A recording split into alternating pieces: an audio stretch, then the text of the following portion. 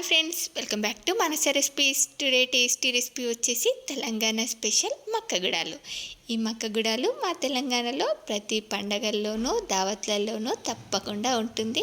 మరి ఈ tasty recipe మీలో ఎంతమందికి ఇష్టమో ఓ కామెంట్ చేయండి. మరి ఇప్పుడు లేట్ చేయకుండా ఈ టేస్టీ అండ్ యమ్మీ మక్కగుడాల రెసిపీని ఎలా ప్రిపేర్ చేయాలో చూసేద్దాం పదండి. ఇది చేసుకోవడానికి ముందుగా ఇలా పోటు పెట్టిన మక్కలు అని స్పెషల్గా మా తెలంగాణలోనే దొరుకుతాయి. ఇప్పుడు వీటిని కనీసం ఒక గంట పాటైనా నానబెట్టుకొని ఇలా కుక్కర్లో వేసుకొని వాటర్ యాడ్ చేసుకొని 1 స్పూన్ సాల్ట్ని కూడా వేసుకొని మూత పెట్టి 7-8 విజిల్స్ వచ్చేంత వరకు ఇలా ఇవి సాఫ్ట్గా అయ్యేంత వరకు ఉడికించుకోండి. ఇలా సాఫ్ట్గా ఉడికించుకున్న తర్వాత దీనిలో ఏమైనా వాటర్ ఉంటే డ్రైన్ చేసేసుకోండి. నాకు ఇక్కడ వాటర్ కరెక్ట్గా సరిపోయాయి.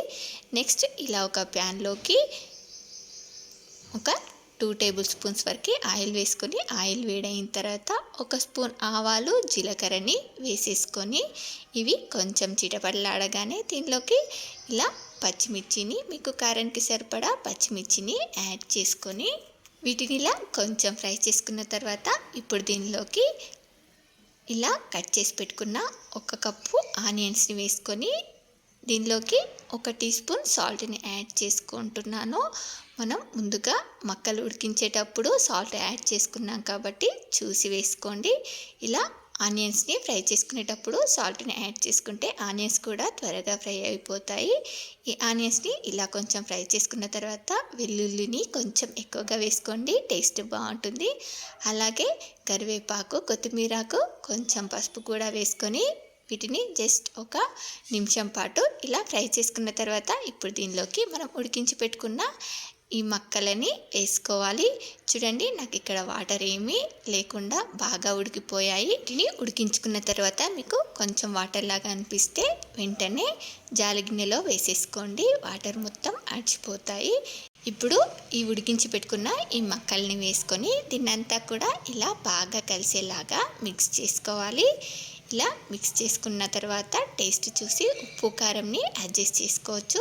చూడండి, నేను ఇక్కడ దీనిలోకి 1/2 టీ స్పూన్ చిల్లీ పౌడర్ని యాడ్ చేసుకుంటున్నాను. ఇలా జస్ట్ 1/2 టీ స్పూన్ చిల్లీ పౌడర్ని యాడ్ చేసుకుంటే టేస్ట్ చాలా బాగుంటుంది. అలాగే కొంచెం కొత్తిమీర కూడా వేసేసుకొని దీన్ని ఇలా ఒక 2 మినిట్స్ పాటు ఫ్రై చేసుకుంటే సరిపోతుంది. మనకు చాలా టేస్టీగా యమ్మీగా తెలంగాణ స్పెషల్ మక్కగుడాలు తయారైపోయాయి. మక్కగుడాల్ని ఇలా తిన్నా సూపర్ టేస్టీగా ఉంటుంది. ఈ తెలంగాణ స్పెషల్ మక్కగుడాల్లో మటన్ పులుసు, చికెన్ పులుసు వేసుకుని తింటే ఉంటుంది, సూపర్గా ఉంటుంది. మరి వీటిలో మటన్, చికెన్ వేసుకొని తినడం అంటే మీలో ఎంతమందికి ఇష్టమో ఒక లైక్ చేసి కామెంట్ చేయండి. అలాగే మీ ఫ్రెండ్స్ అండ్ రిలేటివ్స్కి షేర్ చేసి మరిన్ని టేస్టీ అండ్ హెల్దీ రెసిపీస్ కోసం మానస రెసిపీస్ ఛానల్ని సబ్స్క్రైబ్ చేసి దాని పక్కనే ఉన్న బెల్ సింబల్ని క్లిక్ చేయండి. Thank you for watching my video.